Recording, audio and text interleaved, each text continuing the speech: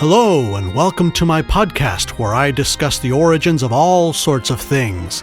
I'm your host, Danny Payne, and this is the Halloween edition of On the Origin of Everything.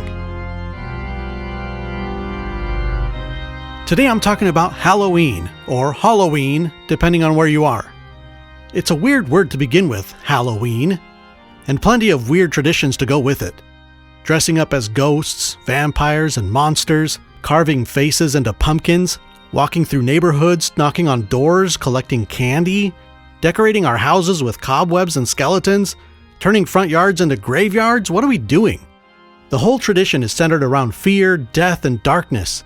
It's the one holiday that doesn't seem so holy, especially compared to Easter, Hanukkah, or Christmas.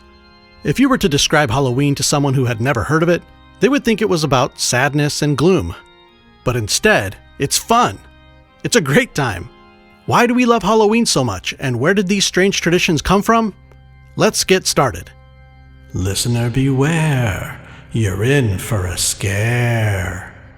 Not really, you're just in for a lot of information. Let's do it. To understand the origin of Halloween as we know it, we have to go back 3,000 years, because Halloween traces its roots back to the Celts, who were a cultural linguistic group that emerged in Central Europe around 1200 BCE. By the 1st century CE, the Roman Empire had either massacred them, forced them to assimilate, or at the very least ruled over their lands. But the Celtic people, their culture, and their traditions weren't completely erased from history.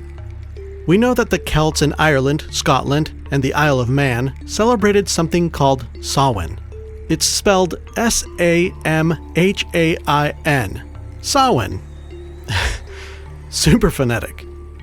Samhain was a festival held at the halfway point between the fall equinox and the winter solstice, which falls on October 31st in our Gregorian calendar. This festival celebrated the end of harvest and the end of summer, and the beginning of winter. The word Samhain itself is Gaelic for summer's end. The Celtic year was divided into two halves, the light half and the dark half, or the life-giving summer and the death-bringing winter. These two halves met on October 31st, and because of this theme of the end of light and life and the beginning of dark and death, they believed that the veil between the living and the dead was thinner that night. I say night because the celebrations began at sundown. On this liminal night, it was thought that ancestors could enter our realm, and the living could also cross over to the other side. But what did this festival look like? Samhain was observed with a big feast and a big fire. There is much speculation surrounding the purpose or meaning of the bonfire, but one reliable source reported that while everyone was out harvesting, the fires in their fireplaces at home would go out, and part of the bonfire ritual was taking fire from it back to their houses to relight their fireplaces. I'm choosing to take these types of stories with a grain of salt, as most of what we know about Samhain's specific rituals comes to us through a medieval lens. In other words, it comes from writings from the 8th to 12th centuries, and very little information comes to us directly from the 1st century CE or earlier. But most scholars are confident that there was food and drink, a big fire, and the belief that ancestors would appear to people on that date each year. Not much about Samhain resembles Halloween besides the October 31st date and the whole thinning of the veil between worlds thing. But stay with me because this will all come together. The next component in the origin of Halloween comes from the ancient Romans, the same Romans that were governing over the Celts. They had their own traditions, and one of them contributed to the eventual holiday of Halloween. In February each year, the Romans celebrated Parentalia and Feralia, which honored their ancestors in a commemorative way. By contrast, on May 9th, 11th, and 13th, they celebrated Lemuria, which involved dealing with the restless or malevolent spirits. To appease these spirits, to keep them from haunting people, they would pour milk over or place little cakes onto their graves. The month of May seems like a weird time of the year to be worried about spooky things, right? Well, I learned that the Romans viewed May as an unlucky, impure month. It was a month to ritually cleanse and protect from wandering spirits, and their reasons for this were seasonal, cosmological, and even mythical. This is a whole other topic that we don't need to get into. Just know that May was regarded this way by the ancient Romans. So Lemuria, the Roman tradition of performing rituals to ward off restless spirits, would eventually get a Christian makeover in 609 CE, as the Catholic Church adopted, reinterpreted, and effectively replaced it with All Saints' Day. It was originally All Martyrs' Day, then later expanded to commemorate all of the saints, not just the martyrs, and we ended up with All Saints' Day, celebrated on May 13th at the time.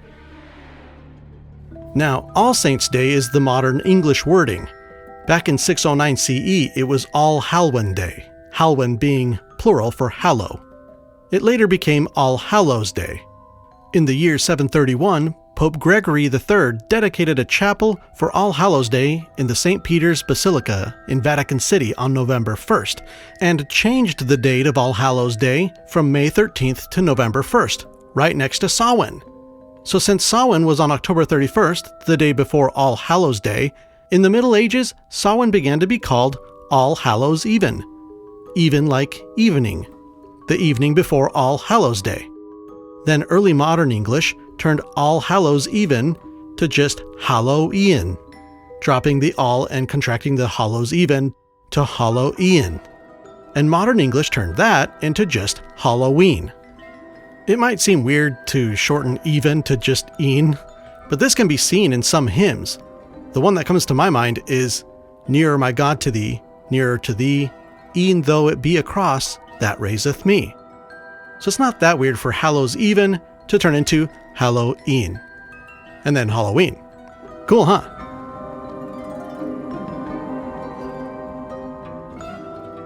To recap, Samhain contributed the October 31st date. The Roman Lemurian tradition was hijacked by the Catholic Church and turned into All Hallows' Day, originally on May 13th and later moved to November 1st. Then Samhain came to be referred to as the day before All Hallows' Day and progressed from All Hallows Even to Hallow-e'en to finally Halloween, observed on October 31st. When you're searching for the origins of Halloween, a lot of sources will just say it was Samhain. But as I've hopefully demonstrated, there isn't a clean, direct line between our Halloween and Samhain. It's messier than that. It's important to remember that many cultures set aside a day or a few days to commemorate the dead, and it's often around the same time of year. Spring is usually about rebirth, fertility, and life, while fall or the end of summer is usually about death, decay, and darkness. So when we're trying to nail down the origins of cultural traditions across many, many centuries, across different civilizations, with the changing of governing powers and religious influences along the way, it's really hard and often impossible to draw a straight line from the first thing to the last, especially when it comes to rituals. So speaking of rituals, a real quick side note. Ever wonder where the heck bobbing for apples came from? It came from the same Romans that celebrated Lemuria. They also celebrated Pomona in the fall, Pomona being the goddess of orchards and cultivated abundance. Bobbing for apples was a ritual practiced during Pomona, and it made its way into the Samhain celebration traditions in the 1st century CE. Another piece of the Halloween puzzle, bobbing for apples. Alright, so even though we can't credit Samhain for being 100% the source from which Halloween emerged, the Celts and their tradition of Samhain are going to continue to play a role in shaping Halloween into what it is today. We're not done with their story yet. But let's pick up where we left off with the Catholic Church instituting All Hallows' Day in 609 CE.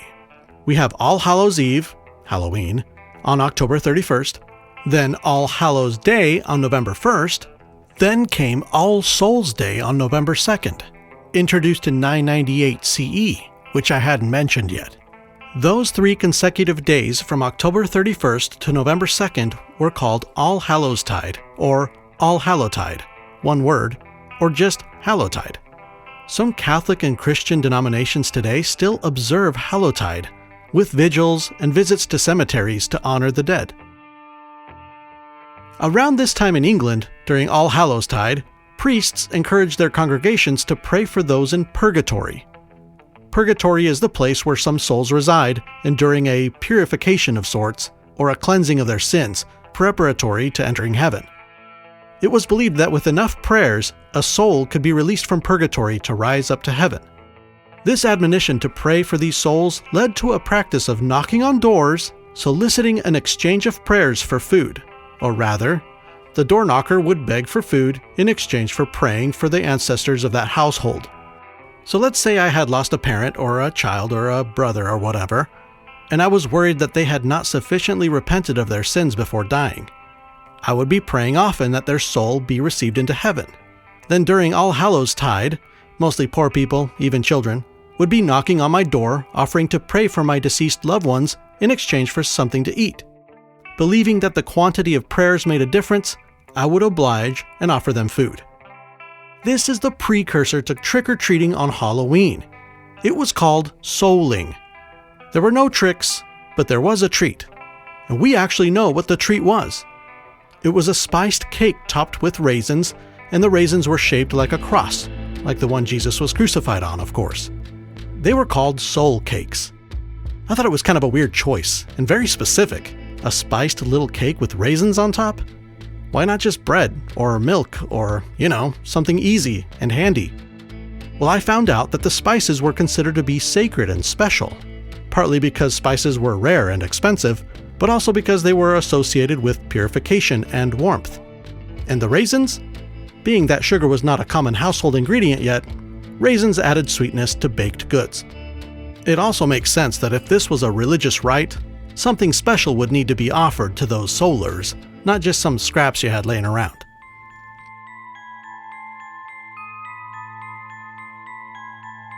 So, knocking on doors on Halloween to get a treat began with souling, though it was really just a seed planted, and the same goes for the trick part of trick or treat. By the 16th century, there was a bit of rowdiness on Halloween, sometimes leading to destructive acts. To illustrate how this developed, I have to first explain guising. It is believed that guising, or disguising, was part of the Samhain rituals, which involved masks and costume wearing. It had something to do with blending in with the spirits, perhaps to protect oneself from them, or to honor them.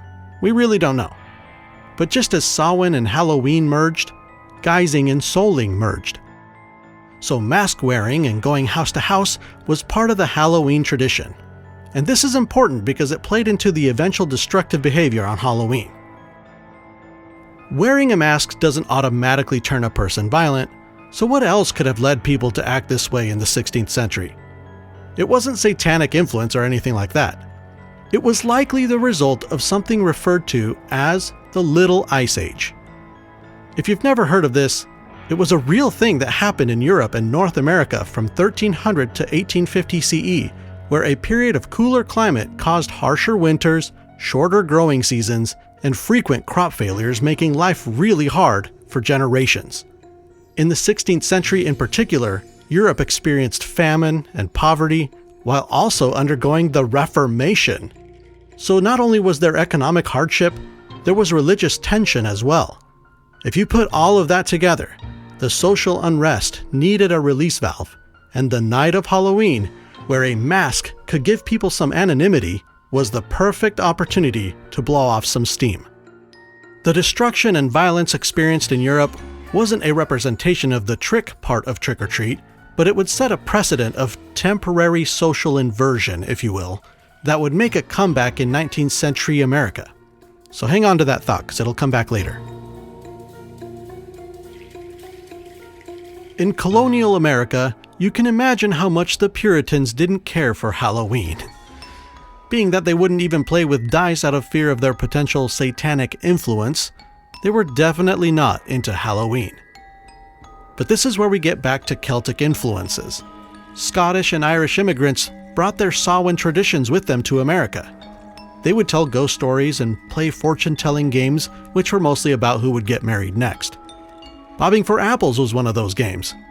Whoever bit into an apple first was pronounced the next in line to be married, like catching a bouquet at a wedding. They also played mirror games, which involved looking into a mirror by candlelight, hoping to see the reflection of their future husband or wife. These Halloween games were just for fun, not serious sorcery or witchcraft. Irish immigrants also gave Halloween pumpkin carving. Metal lanterns were too expensive for a lot of folks, so as a sensible alternative, Celtic societies used hollowed-out turnips as lanterns. When they arrived in America, they were introduced to the pumpkin, a huge upgrade.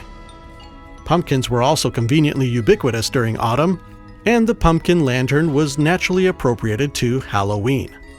But what about the term jack-o'-lantern? Well, it comes from Stingy Jack, an Irish folk tale about a man who tricked the devil for personal monetary gain, and as a result, God wouldn't allow him into heaven when he died, and the devil wouldn't let him into hell either, out of spite. So he was cursed to wander the earth for eternity with only a turnip lantern to light his way. He came to be known as Jack of the Lantern. The first recorded mention of a jack-o'-lantern was in Nathaniel Hawthorne's short story, The Great Carbuncle, in 1835. And you know I had to go looking to see what the heck a carbuncle was. A carbuncle back then meant a gem, and in this short story, it's a gem that seems to glow brightly. The passage reads, "Hide it under thy cloak, sayest thou? Why, it would gleam through the holes of their cloak, and make thee look like a jack-o'-lantern." So we know from the mention of it in Hawthorne's short story that the jack-o'-lantern was something everyone by that time knew about. Another important and influential piece of literature with Halloween themes was The Legend of Sleepy Hollow in 1820 by Washington Irving.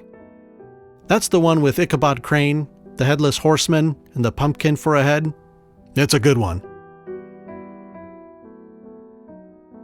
We can see from these examples that Halloween had found its way into American culture by the 1800s. Then came the Civil War, and death became a big part of life for most people. It turned into sort of an obsession as people had to come to terms with so much loss. After all, the Civil War lasted 4 years, resulting in over 500,000 casualties. Many Halloween ghost stories were about people coming home, back from the grave. It's heartbreaking. It's no wonder why the Victorian era was marked by a fascination with death. Spiritualism and seances were prevalent. They were a means of processing and coping with such widespread loss, and those practices fell in step with the themes of Halloween. Let's take a break right here, and when I come back, we'll get into how Halloween evolved into what it is today. Don't go anywhere.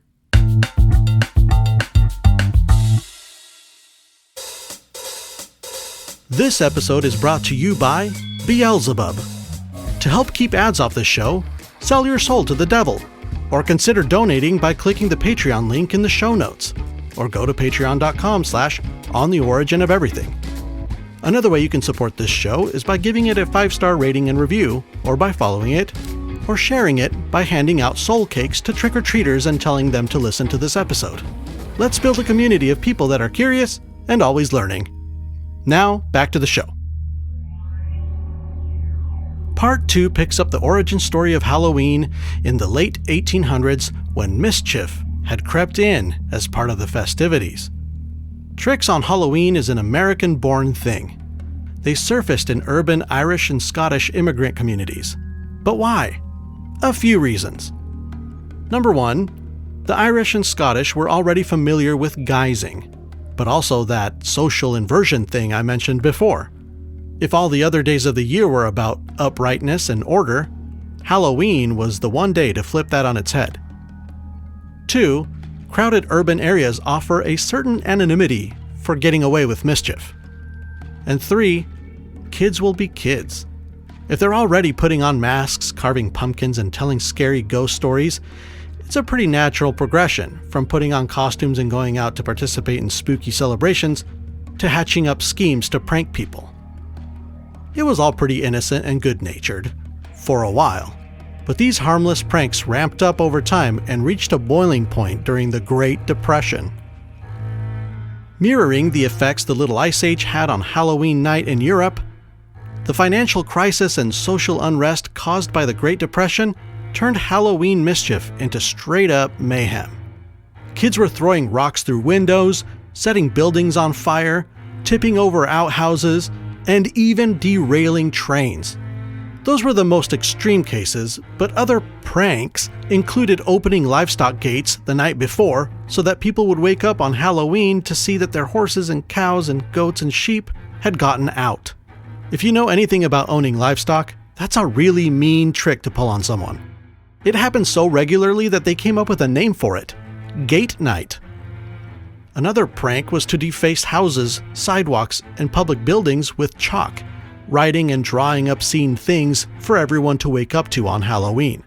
They had a name for that too: Chalk Night. These destructive Halloweens or Halloween Eves were such a thing across the whole country that different parts of the states had different names for them: Mischief Night, Devil's Night, Hell Night, and Cabbage Night, which involved kids pulling up cabbages and throwing them at houses. The destruction was so severe and so widespread in 1933 that it went down in U.S. history as Black Halloween.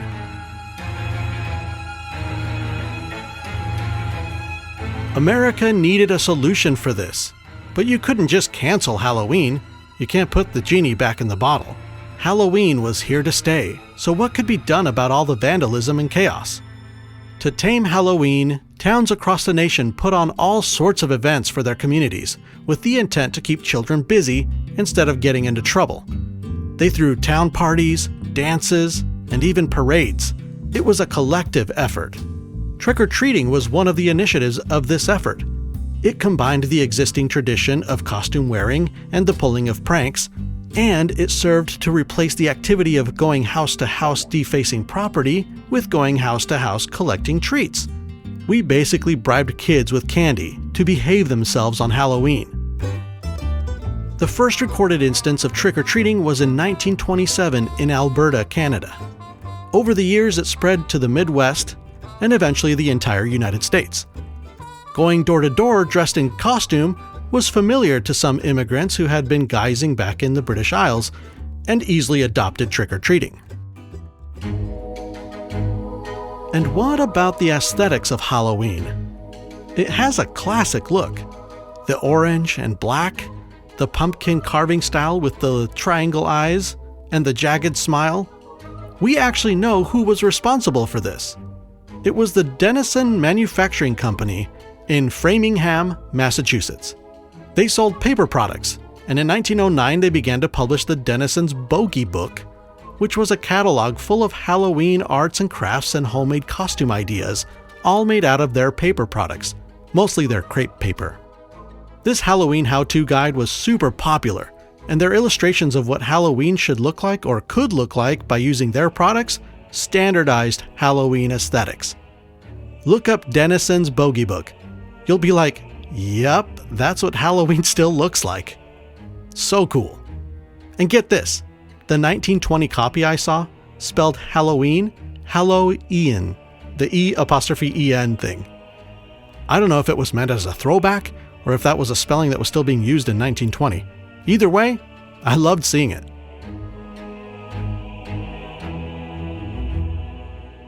So we're almost to the finish line, but we still have one more step to arrive at the Halloween we know and love, and this final step has to do with going from homemade costumes to their mass production. It wasn't until the 1930s that companies started making and selling Halloween costumes at department stores or through catalogs. The first wave of these were super flammable though.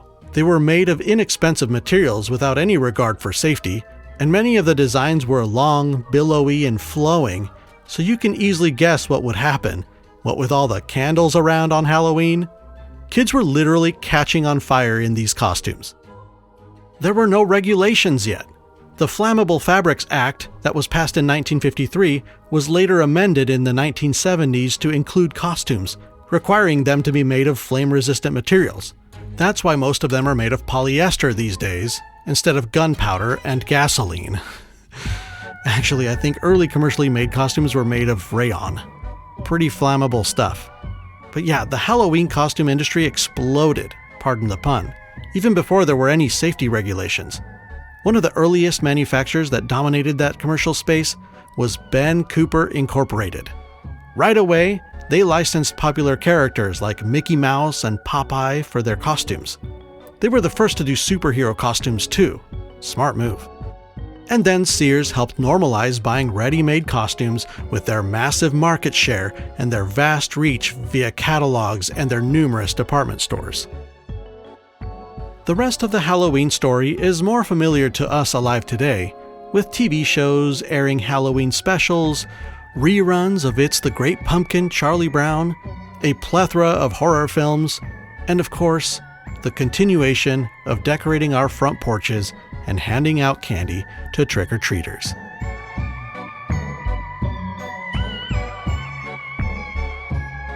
Halloween taps into very interesting parts of our psychology. The customs of Halloween are attractive to us on multiple levels. It's fun to dress up and pretend to be someone else for a night. You can make the case that the opposite is true too, that for one night we get to take off the mask we always wear and be free to let loose and be our true selves for one night. It can also be an opportunity for creative expression, from coming up with an original costume idea to decorating your house. So there's that side of it. There's also the thrill of fear without real danger. The psychological term for that is benign masochism. Then there's the appeal of leaning into the supernatural. The unknown and the unseen are intriguing to us, either as a curious recreation or as a deeper spiritual interest. And speaking of something deeper, maybe a bit less so now, but Halloween used to be a time to remember our ancestors. I would love to see more of that during Halloween, like Dia de los Muertos does. At the core of it all, I think Halloween offers us a way to deal with mortality. All year long, we hide death away in hospital rooms and funeral homes and speak in euphemisms about death, and spend very little time, if any, on the subject of death in daily conversations. But on Halloween, we turn to face it. Well, sort of. The only way we can look death in the eye is by laughing at it. The masks and the costumes and the coffins and skeletons are there to trivialize our inevitable demise. And by doing so, we reclaim a little bit of power over the things that terrify us the most.